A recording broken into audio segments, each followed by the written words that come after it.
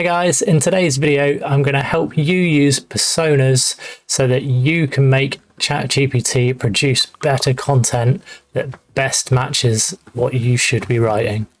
So we're going to jump straight into it.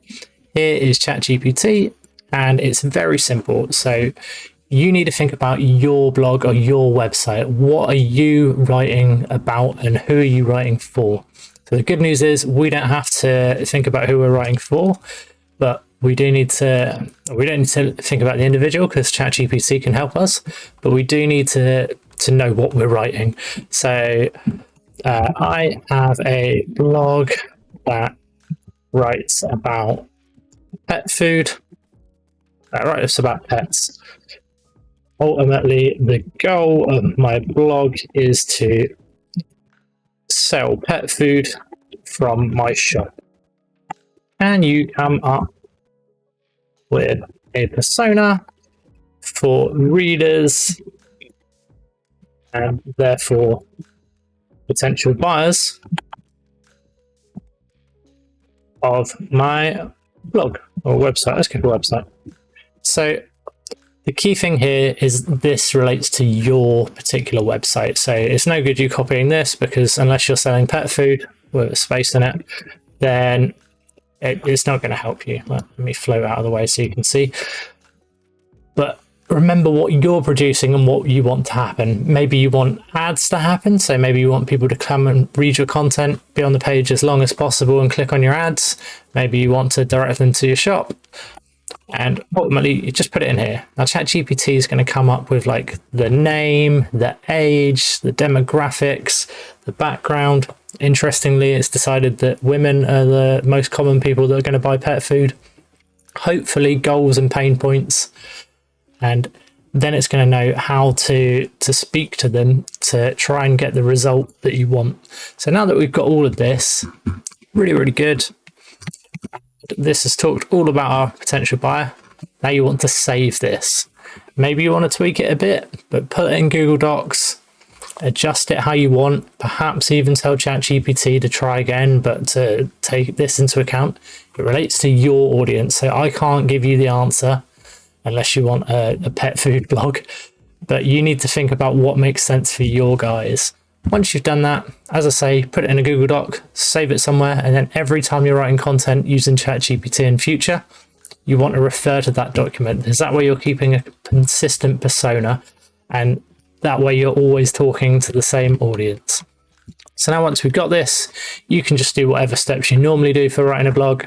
It's been a long time since I've written a blog in ChatGPT, but let's say, can you create me an...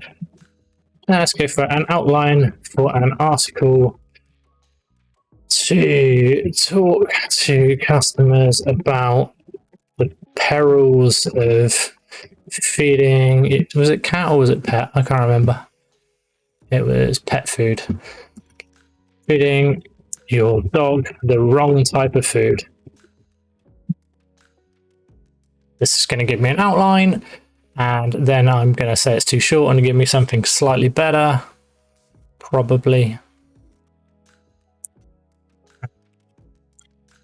Can you add a section to... Oh, actually, this is really long. Okay, there's 9, 10 bits to this. I'm probably not going to ask it to extend this. I was going to say, can you add some extra bits to touch on their pain points or to touch on their goals? But I don't need to. Remembering the persona we created earlier, and you use the outline above to produce a easy to read blog post for our readers that ultimately will drive them towards our high quality pet food from our shop. http://megadog.com/shop, obviously.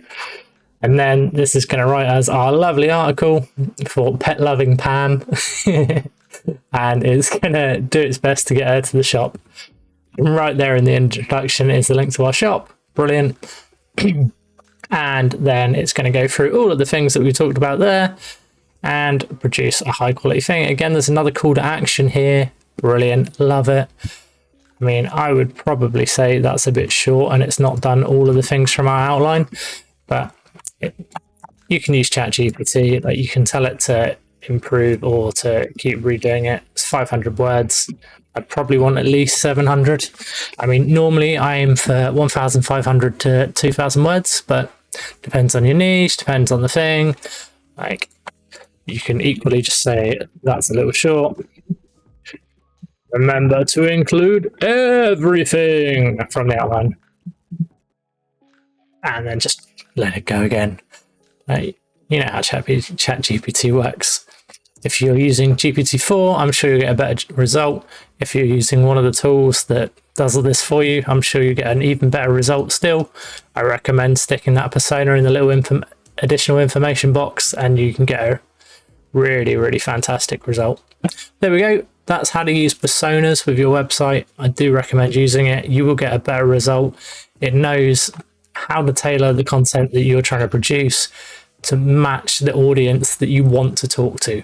Like, we want pet lovers. We don't just want generic, oh, and here's what dog food is. We want people that are interested in making their dog have a better life. So by attacking the personas, you get a better result. Anyway, nice and easy one. I'll catch you on the next one.